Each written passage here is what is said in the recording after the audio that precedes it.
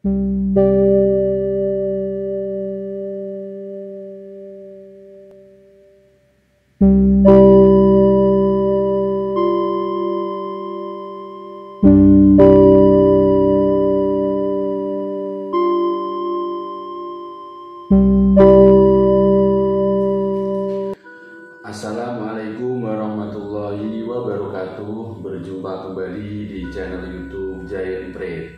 Masih di buku Suluk Abdul Jalil Perjalanan Rohani Syekh Siti Jenar karya Agus Suyoto, bab yang ke-7, hijab. Perjuangan mencari Allah adalah perjuangan maha dahsyat yang hanya mungkin dilakukan oleh pejuang-pejuang tangguh yang tak kenal kata menyerah. Dikatakan perjuangan maha dahsyat karena Allah bukanlah Tuhan statis yang membiarkan dirinya gampang ditemukan. Allah senantiasa membentangkan hijab berlapis-lapis dan berbagai halang rintang untuk menyelubungi keberadaan dirinya. Sekalipun para pencarinya mengetahui bahwa dia adalah inti segala sesuatu dari ciptaannya, baik yang bisa ditangkap panca indera maupun yang gaib, untuk menemukannya bukanlah persoalan sederhana. Abdul Jalil pun tetap menghadapi misteri tak terpecahkan tentang dia. Walaupun telah mengalami pahit dan getir perjalanan hingga terdampar di Malaka, ia sejauh ini hanya mampu menangkap pengarah keberadaan hijab-hijab yang tak diketahui batas akhirnya. Bahkan hijab-hijab itu pun baru disadari ada setelah ia melampaui berbagai pengalaman rohani. Setiap kali hijab gaib itu tersingkap, ia merasa beroleh pencerahan baru, bagai ular yang keluar dari kelongsong kulitnya. Seingatnya, kesadaran tentang misteri hijab-hijab itu terjadi setelah ia mengenal Aryo Abdillah. Sekalipun tidak lebih dari 7 bulan, Aryo Abdillah telah mengenalkan ungkapan-ungkapan sekaligus bukti-bukti tentang hijab-hijab misterius yang menyelubungi rahasia ilahi. Melalui perenungan mendalam, ia akhirnya mampu menangkap keberadaan rahasia hijab ilahi itu dalam ungkapan metaforik, yakni dengan iktibar 7 samudra, 7 gunung, 7 lembah, 7 jurang, 7 gurun, 7 rimba, dan 7 benteng. Sekalipun terdengar begitu dahsyat dan secara akal sulit dilampaui manusia, ungkapan itu lebih ditujukan pada gambaran suasana rohaniyah diri manusia, sehingga ungkapan itu tidak perlu direnung-renung, dipikir, serta dikaji dengan nalar. Maksudnya, ungkapan metaforik tentang 7 samudra, 7 gunung, 7 lembah, 7 jurang, 7 gurun, 7 rimba, dan 7 benteng itu adalah gambaran dari citra diri yang bersifat rohani. Dengan demikian, perjuangan menyingkap hijab-hijab itu bukanlah dalam makna harfiah. Ungkapan menyeberangi 7 samudera misalnya bukanlah menyeberangi samudera dalam makna konkret, melainkan melintasi 7 samudera rohani yang ada di dalam diri manusia. Ia menyadari bahwa perjuangan terberat dalam upaya mencarinya adalah melintasi samudera, gunung, lembah, jurang, gurun, rimba, dan benteng yang ada di dalam diri sendiri. Karena sesungguhnya itulah lapisan hijab-hijab yang menyelubungi dia, bertolak dari pengalaman rohani dan perenungan yang telah dilakukan. Ia memahami benar sabda Nabi Muhammad SAW. Para sahabat, ketika kembali dari perang Badar, kita baru kembali dari perang kecil untuk menuju perang besar, yakni perang melawan nafsu. Berbagai pengalaman pahit dan getir yang ia lampaui telah mengajarkan bahwa melawan kehendak nafsu adalah perjuangan yang paling dahsyat, baik yang ia lihat pada orang-orang yang pernah dikenalnya maupun pada dirinya sendiri. Orang-orang seperti Syekh Abdul Mahjubin dan anak-anaknya misalnya adalah gambaran dari hidup terkecil di Pulau keakuan yang gersang tanpa mata air dan pepohonan. Mereka adalah gambaran dari orang-orang yang bukan saja tidak mempunyai keinginan melintasi, melainkan juga sangat ketakutan ketika mendengar keberadaan 7 samudra, 7 gurun, 7 gunung, 7 lembah, 7 jurang, 7 rimba, dan 7 benteng. Ia sadar tidak semua orang berani menanggung akibat dari usaha melintasi 7 hijab itu. Namun sebagai orang yang sudah bertekad bulat mencari dia, maka tantangan dan rintangan seberat apapun akan dilintasi dengan beberapa resiko, termasuk kehilangan nyawa. Menurut pengalamannya, tantangan awal yang paling berat dan susah adalah melintasi 7 lembah kasar yang berhawa sejuk. Ditumbuhi rumput hijau, tanaman-tanam bunga, pohon, kemenyan, dan garau yang menebar wangi, sungai, danau, dan burung aneka warna yang merdu bernyanyi. Di lembah itu para pencari lebih suka menenggelamkan diri dalam kemalasan naluri manusiawi daripada bersusah-susah beribadah kepadanya. Tantangan kedua yang tak kalah dahsyat adalah 7 jurang futur yang menganga siap menelan siapa saja yang jatuh ke dalamnya. Siapapun yang melihat ke dasar jurang yang seperti tanpa dasar itu lanjutnya akan menjadi lemah pendirian dan runtuh tekadnya untuk meneruskan perjalanan. Bagi para pencari yang masih kuat terpengaruh kehidupan duniawi, 7 jurang futur itu sangatlah menakutkan sehingga mereka lebih suka tidak melanjutkan perjalanan daripada melintasinya dengan resiko tak pernah kembali. Kebimbang raguan selalu mencekam siapa saja yang mencarinya ketika harus melewati 7 jurang ini. Tantangan ketiga yang juga dahsyat dan butuh perjuangan khusus adalah 7 gurun malal, berupa hamparan pasir dan bebatuan yang membosankan di tengah perjalanan. Para pencari sering dirayapi rasa bosan. Mereka enggan melanjutkan perjalanan padahal tujuannya masih jauh. Tidak sedikit yang kemudian menggerutu. Saya sudah berjalan sangat jauh dan mengulang-ulang ibadah yang itu juga, namun tujuan saya tetap belum tercapai. Tantangan keempat yang luar biasa sulit dilampau adalah 7 gunung ria yang sering menggelincirkan para pencari yang berusaha mendekatinya. Para pencari yang mendekati 7 gunung ria dengan puncaknya yang tinggi dan selalu diselimuti awan itu cenderung memamerkan kemampuan mereka. Di atas puncak gunung ria, para pencari biasanya lupa pada apa yang mereka cari. Mereka terjebak pada kebanggaan dan memamerkan kemampuan, kehebatan, kegagahan, dan keberanian diri sendiri. Bahkan tak kurang banyak yang terperangkap pada pamrih sehingga tujuan mereka tidak lagi menuju Allah, tetapi ke surga yang lain dari Allah. Tantangan kelima yang sulit ditembus adalah 7 rimba sum'ah yang berisi raungan serigala, auman harimau, kicau burung, lengung banteng, dan bunyi batang bambu yang bergerak ditiup angin. Di rimba ini para pencari sering meniru perilaku hewan yang gemar memperdengarkan suaranya. Para pencari suka menceritakan berbagai amaliyah ibadah yang mereka lakukan dengan tujuan agar orang menyanjung dan memuji mereka. Bahkan sering terjadi para pencari benar-benar terperangkap pada suasana rimba raya, sehingga mereka menjelma menjadi hewan yang suka mengaum, melengung, melonglong, dan berkicau untuk memamerkan kehebatan dirinya. Tantangan keenam yang sulit diseberangi adalah 7 samudra ujub yang bergelombang dahsyat dengan ombak menggemuruh menerpa pantai dan batu karang. Di samudra ini para pencari gampang terpengaruh oleh keberadaan samudra yang bangga dengan kedahsyatan ombaknya yang kuat dan tinggi mencakar langit. Di dalam hati mereka muncul kebanggaan dan puja-puji terhadap diri sendiri. Karena merasa amalnya telah banyak, mereka tak pernah menduga bahwa saat rasa bangga diri bagai samudra itu mencuat, maka yang terjadi adalah makna perjuangan ibadah mereka hilang. Ibarat bumi ombak di hamparan pasir pantai.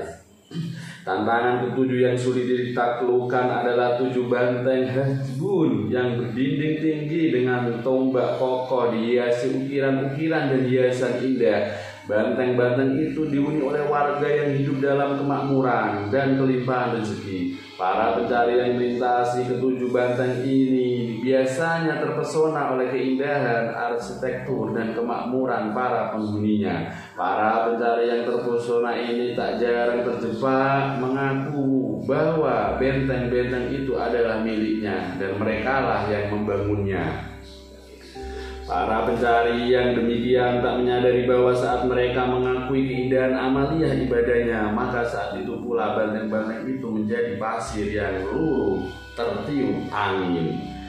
Walaupun telah melalui berbagai pengalaman, Abdul Jalil belum berani memberikan penilaian terhadap perjuangan selama ini. Dalam melintasi 7 samudera, gunung, lembah, jurang, gurun, rimba, dan banteng yang terhampar di dalam dirinya, ia merasa betapa hingga saat ini masih harus bergulat seru untuk menaklukkan keakuan yang terus membayangi semua gerak hidupnya. Terutama saat bersinggungan dengan orang lain, ia masih sering jengkel dan marah kepada diri sendiri karena tanpa sadar ia acap kali terperosok ke rimba sum'ah, yakni menceritakan segala amaliyah ibadah yang telah dilakukannya dengan secuil maksud agar dirinya dipuji.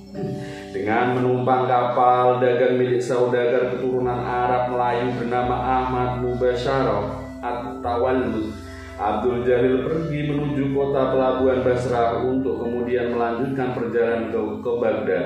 Menurut pembicaraan sejumlah orang yang dikenalnya di Malaka, ia beroleh kabar bahwa di Basrah dan Baghdad terdapat banyak ulama masyhur yang memiliki kedalaman ilmu rohani. Bahkan di antaranya terdapat wali-wali keramat. Berangkat dari kehausannya akan ilmu-ilmu yang berkaitan dengan jalan mencari Tuhan, maka ia akhirnya memutuskan untuk meninggalkan Malaka.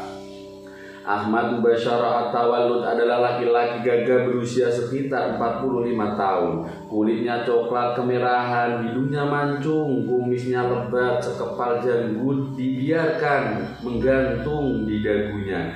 Matanya yang lebar dan bening mengesankan bahwa dia orang yang polos dan lugu. Keningnya yang lebar menunjukkan bahwa dia cerdas. Dia selalu tersenyum kepada siapa saja yang diajaknya berbicara. Sejak pertama kali berkenalan dengan Abdul Jalil, Ahmad At-Tawallud sudah menaruh simpati. Dia yang sudah memiliki pengalaman puluhan tahun sebagai saudagar, menangkap semacam kepolosan, kejujuran, bahkan kenaifan Abdul Jalil dalam berniaga. Itu sebabnya di sela-sela waktu segarnya berniaga dia menyempatkan diri berbincang-bincang tentang berbagai hal dengan Abdul Jalil. Lantaran itu mereka berdua menjadi akrab. Dari berbagai perbincangan dan tukar pendapat, terutama yang berkaitan dengan masalah agama, Ahmad At-Tawallud merasa tertarik dengan pandangan-pandangan Abdul Jalil yang sering dianggap aneh dan sulit dipahami. Namun dia yakin bahwa Abdul Jalil adalah orang yang tulus dan pantang menyerah. Itu sebabnya dia berharap Abdul Jalil akan beroleh cakrawala baru setibanya di Basrah dan Baghdad. Di sepanjang perjalanan, Abdul Jalil berbincang tentang perniagaan, saudagar-saudagar nakar, pelabuhan-pelabuhan besar, agama, ulama-ulama besar di Basrah dan Baghdad. Bahkan tentang hal-hal yang bersifat pribadi seperti nama diri. Abdul Jalil mengaku sejak awal perkenalan ia sudah sangat tertarik dengan nama Ahmad Mubasyarah At-Tawallud. Nama itu menurutnya seperti tidak lazim digunakan orang selama ini. Saya merasa tidak pantas menanyakan soal nama Tuhan. Namun sekarang saya beranikan diri karena tidak dapat lagi menahan rasa ingin tahu saya, kata Abdul Jalil. Ahmad At-Tawallud sambil tersenyum menjelaskan bahwa nama itu pemberian kakeknya, Syekh Ahmad Tauhid Al-Af'al bin Abdul Mubdi Al-Baghdadi, yang lazim disebut Syekh Abdul Mubdi Al-Baghdadi. Kakeknya merupakan guru rohani yang tinggal di pinggiran kota Baghdad. Sekalipun bukan ulama termasyhur, ia memiliki cukup banyak pengikut. Sampai sekarang makam beliau masih banyak yang menziarahi. Nama beliau Ahmad Taufik Al-Af'al bin Abdul Mukti Al-Baghdadi. Kata Abdul Jalil penasaran, aneh juga kedengarannya, tapi rasanya nama kakek tuan berkaitan dengan nama tuan.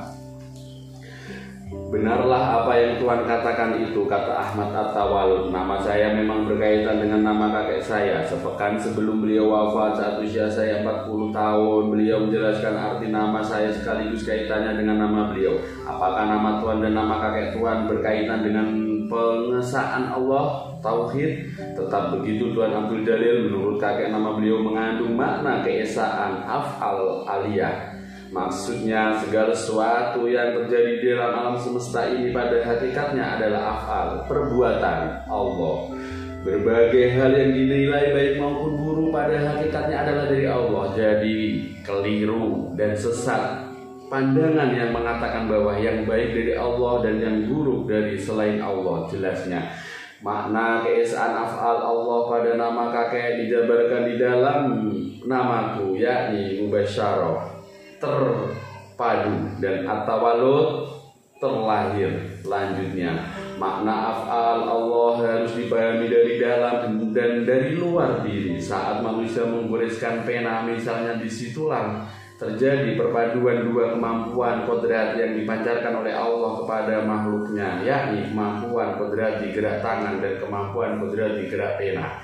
Disitulah berlaku dalil wallahu khalaqakum wa ma ta'malun. Wallahu khalaqakum wa ma ta'malun, yang bermakna Allah yang menciptakan engkau dan segala apa yang engkau perbuat.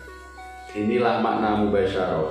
Sedangkan At-Tawalud adalah perbuatan yang terlahir. Misalnya saya terlempar batu yang terlempar dari tangan saya itu adalah berdasarkan kemampuan kodrat di gerak tangan saya. Disitulah berlaku dalil wa ma romaita id romaita walaikinna Allaha roma, yang bermakna bukanlah dengan yang melempar, melainkan Allah juga yang melempar ketika engkau melempar. Itulah yang dinamakan At-Tawalud. Namun baik mubasyarah maupun At-Tawalud pada hakikatnya adalah satu, yakni af'al Allah Subhanahu wa ta'ala, di mana berlaku dalil la haula wala quwata illa billahil aliyil azim. Maknanya tiada daya dan kekuatan melainkan daya dan kekuatan Allah yang maha tinggi dan maha agung. Rasulullah sallallahu alaihi wasallam dalam sebuah hadis diriwayatkan bersabda, la tataharraku darratun illa biidznillah, yang bermakna tidak bergerak satu zarah pun melainkan atas izin Allah. Mendalam sekali makna Tuhan, mendalam sekali makna nama Tuhan dan kakek Tuhan. Kata Abdul Jalil menarik nafas berat. Kakek Tuhan pastilah seorang sufi agung yang sudah mencapai makom wahdat al-af'al. Tuan Abdul Jalil, karena saya sudah terlanjur dididik menjadi saudagar oleh ayah saya, maka saya tidak banyak mengetahui seluk-seluk keilmuan yang dialami, yang didalami kakek saya. Namun satu hal dari fatwa beliau yang selalu saya jadikan pegangan hidup, yaitu dalam keadaan apa saja, baik suka maupun duka, saya harus senantiasa meneguhkan keyakinan kepada semua itu adalah perbuatan yang dikehendakinya. Karena itu saya selalu disuruh menirukan doa Rasulullah SAW, Allahumma inni a'udzubika minka, ya Allah, aku berlindung kepadamu dari segala kejahatan yang datang darimu. Allahumma inna a'udzubika min syarri ma khalaq, ya Allah, aku berlindung kepadamu dari segala kejahatan yang engkau ciptakan. Di sini berlaku dalil kullum min indillah. Artinya katakan, hai Muhammad, segala-galanya adalah dari sisi Allah. Perbincangan dengan Ahmad At-Tawalud telah menambah cakrawala baru bagi pemahaman Abdul Jalil terhadap keesaan af'al Allah. Perasaan dan akal budinya menerima secara utuh kebenaran yang terungkap dari perbincangan itu, yakni setiap gerak dari segala peristiwa yang tergelar di dalam semesta baik yang terlihat maupun yang tidak terlihat, pada hakikatnya adalah af'al Allah. Namun jauh di kedalaman jiwanya masih terlintas hasrat untuk mengetahui sekaligus merasakan cara nyata bagaimanakah af'al Allah berlangsung. Langit hitam dipenuhi sejuta bintang bertaburkan laksana permata ketika ia duduk di anjungan mendengarkan debur ombak menghantam lambung kapal dan desau angin menerpa layar. Ia merenungkan berbagai hal sehubungan dengan perbincangannya bersama Ahmad At-Tawallud. Bagaikan ular keluar dari kelongsong kulitnya, demikianlah ia mengalami kesadaran baru, menguak hijab gaib ilahi dalam kaitan dengan nama-nama. Entah bagaimana awalnya, tiba-tiba saja ia merasakan kesadaran baru menyingsing dari cakrawala jiwanya saat merenungkan keberadaan langit.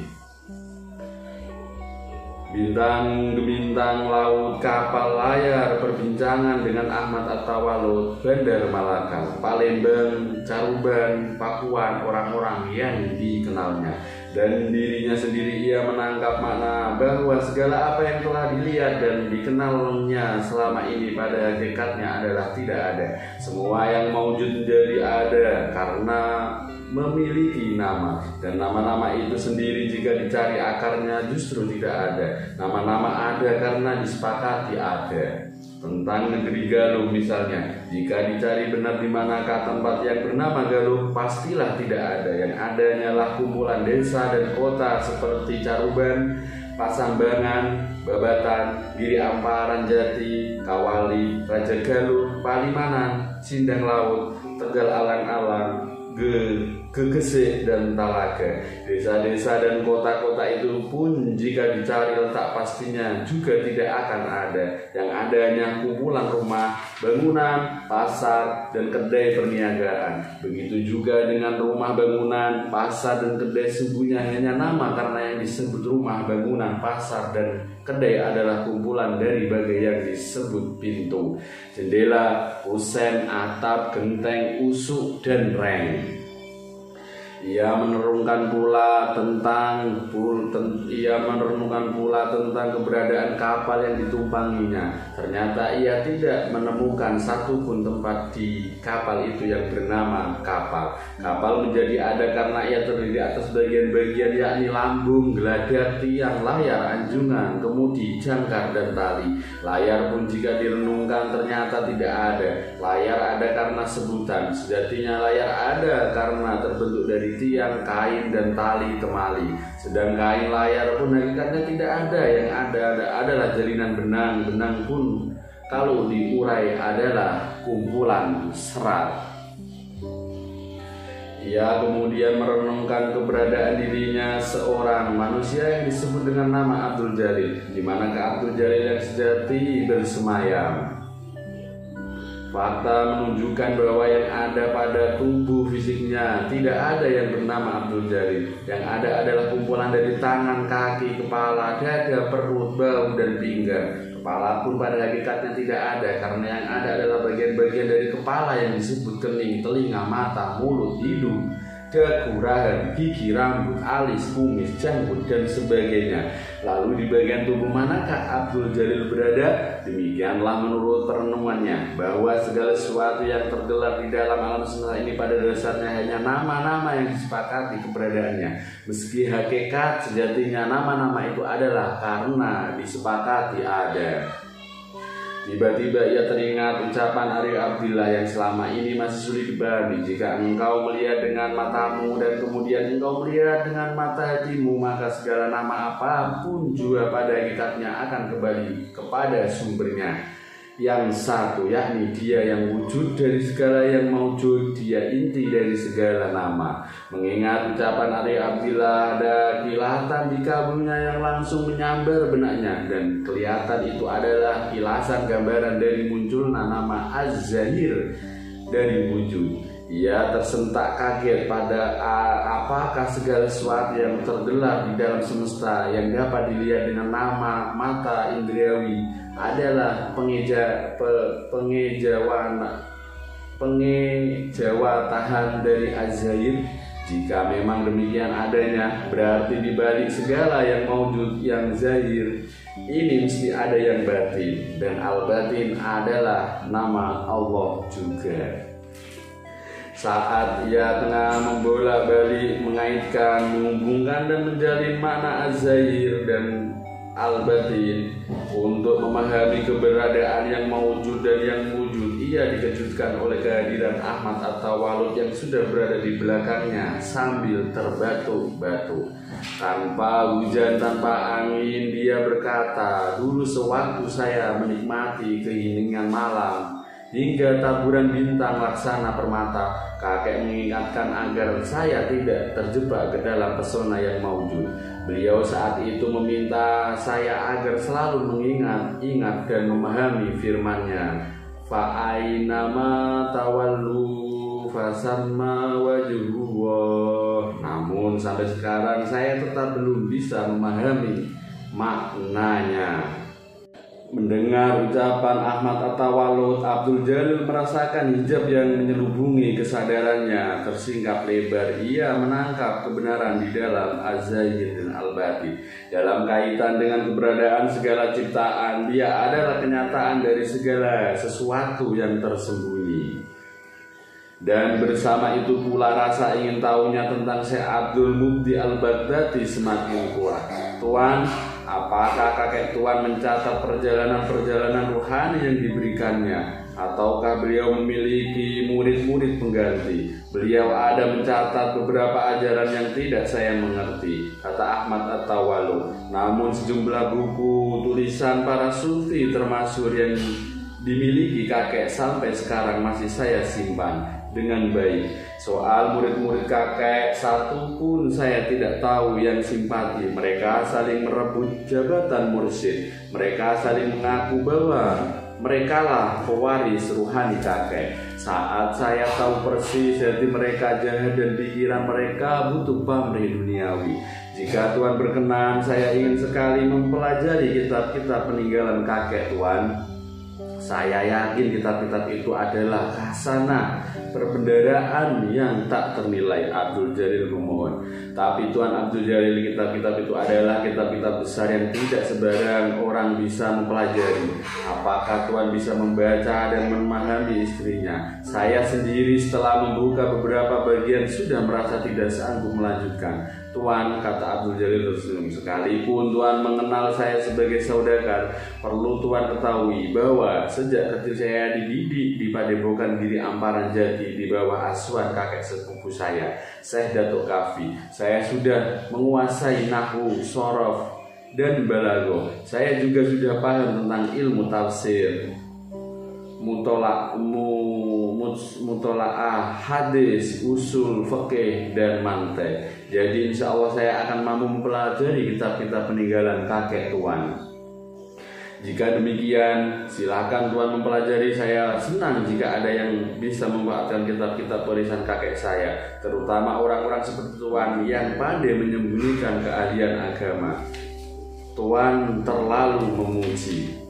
"Tuan, tidak Tuan," saut Ahmad At-Tawalud. "Saya memang tidak menduga jika Tuan memiliki pengetahuan mendalam tentang agama. Selama ini saya menganggap Tuan sebagai orang yang tidak banyak paham tentang agama kita. Maafkan saya karena selama ini saya menilai Tuan sama seperti para saudagar dari negeri Tuan. Mereka masih mencampur adukan kemuliaan Islam dengan pemujaan terhadap berhala. Tuan belum mengenal orang-orang di negeri saya. Sekalipun banyak yang belum memeluk Islam, sebagian di antara rohaniwan mereka memiliki pandangan ketauhidan yang sama dengan Islam," jelas Abdul Jalil. "Itu yang saya belum tahu," kata Ahmad At-Tawalud heran. "Karena itu saya yakin dalam tempo tidak lama mereka akan beramai-ramai memeluk agama Islam," kata Abdul Jalil. Hasrat Abdul Jalil untuk menenggak ilmu pengetahuan rohani di tengah gurun keterbatasan dirinya terlampiaskan saat ia tiba di Basrah. Berbagai kitab peninggalan Syekh Abdul Mubdi Al-Baghdadi yang muat ajaran para ulama sufi besar seperti Abu Mansur Al-Halaj, Abu Yazid Bustami, Abu Sa'id Al-Karaz, Abu Bakar Al-Kalabazi, Abdul Qasim Al-Quraish, Muhyiddin Ibnu Arabi, Al-Ghazali, dan Abdul Karim Al-Jili dipelajarinya dengan penuh semangat. Dan bagaikan musafir terlunta-lunta di tengah padang kemudian menemukan mata air, begitulah ia dengan rakus menghirup kesegaran pengetahuan yang digali para ulama agung tersebut. Di antara sejumlah kitab yang sudah dibaca, yang dipahami, yang dianggapnya paling berkesan adalah kitab Hakikat Al-Haqaiq, Al-Manazil Al-Ilahiyah, dan Al-Ihsan Al-Kamil, tulisan Syekh Abdul Karim Al-Jili, yakni ulama sufi yang wafat barang setengah abad silam menurut Ahmad At-Tawalud. Abdul Karim Al-Jili adalah kawan akrab kakeknya. Mereka berdua sering terlibat perbincangan rahasia yang tak seorang pun boleh mendengarnya. Abdul Jalil menilai ungkapan-ungkapan yang digunakan Al-Jili sangat sederhana, lugas, gampang dipahami, dan yang terpenting memiliki banyak kemiripan dengan pengalaman ruhani yang telah dilewatinya. Lantaran itu ia seperti tidak pernah bosan membaca ulang, mengkaji, merenungkan, dan menghayati ketiga kitab tersebut. Ia semakin merasakan cakrawala pemikiran dan jiwanya terbentang luas dalam memahami hakikat segala sesuatu yang tergelar di alam semesta, terutama yang berkaitan dengan perjalanan menuju Dia yang dihalangi dengan rintangan dan tantangan luar biasa. Ia benar-benar sangat rindu mengenal sekaligus merasakan sentuhan kebenaran ilahi, af'al, asma, sifat, dan dat. Getaran kerinduan yang makin mencekam jiwa itu ternyata membawanya ke sebuah pengalaman baru. Hal itu dialaminya setelah ia tinggal lebih dari sebulan di rumah Ahmad At-Tawalud. Ketika pertama kali datang ke Basrah, ia diperkenalkan dengan ibunda Ahmad At-Tawalud yang bernama Siti Fa'ilatun, seorang perempuan Melayu berusia sekitar 65 tahun. Perempuan setengah baya yang ramah itu menyambut kehadiran Abdul Jalil dengan penuh sukacita. Dia senang bertemu dengan orang sebangsa yang tidak diajak berbicara tentang berbagai hal, terutama tentang negeri Malaka dan Jawa. Meski sudah bertahun-tahun menjadi warga kota Basrah, dia belum paham benar dengan bahasa Arab yang digunakan di sana. Itu sebabnya dalam pergaulan sehari-hari dia hanya bisa berkomunikasi dengan suami, anak-anak, dan cucunya yang mengerti bahasa Melayu. Ayahanda Ahmad At-Tawalud bernama Abu Ammar Al-Hissi yang berusia sekitar 70 tahun menyambut pula kehadiran Abdul Jalil di rumahnya dengan penuh keramaian. Ia merasa senang jika Abdul Jalil bersedia mendengarkan cerita-cerita masa mudanya. Semangat hidupnya seakan muncul kembali ketika menuturkan kisah kegagahan mengarungi samudera dan singgah di berbagai negeri di masa silam. Sebagai pemuda yang sejak kecil terpisah dari orang tua dan hidup di padepokan dengan penuh keprihatinan, Abdul Jalil merasakan keramahan yang diberikan ayahanda dan ibunda Ahmad At-Tawalud sebagai kehangatan ayah dan ibu yang didambanya dalam mimpi-mimpinya. Itu sebabnya untuk mengisi waktu senggang saat beristirahat setelah penat mempelajari kitab-kitab ia gunakan untuk berbincang-bincang dengan mereka. Bermula dari keakraban dengan ayahanda dan ibunda At-Tawalud, Abdul Jalil akhirnya mengenal anak-anaknya juga. Anak pertamanya bernama Fa'ilatun Nafsiyah, akrab dipanggil Nafsa. Usianya sekitar 23 tahun, belum menikah. Anak kedua juga perempuan bernama Salma Izzatur Rohmah, usianya sekitar 20 tahun, sudah menikah dan memiliki 2 anak laki-laki. Anak yang ketiga laki-laki bernama Ibnu Afkar Al-Afra, berusia sekitar 19 tahun, sudah menikah dan memiliki seorang anak. Anak yang keempat juga laki-laki bernama Ahmad Kashf Al-Bashari, berusia sekitar 17 tahun, belum menikah, belajar di Universitas Nizamiyah Baghdad.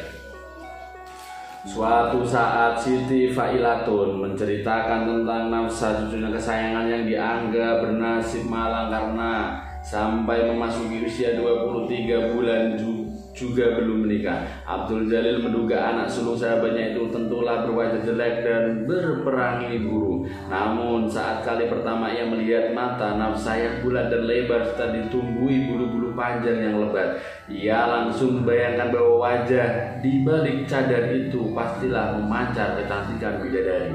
Ia tidak pernah menduga, apalagi membayangkan dirinya bakal terperangkap ke dalam pesona keindahan sesuatu selain dia.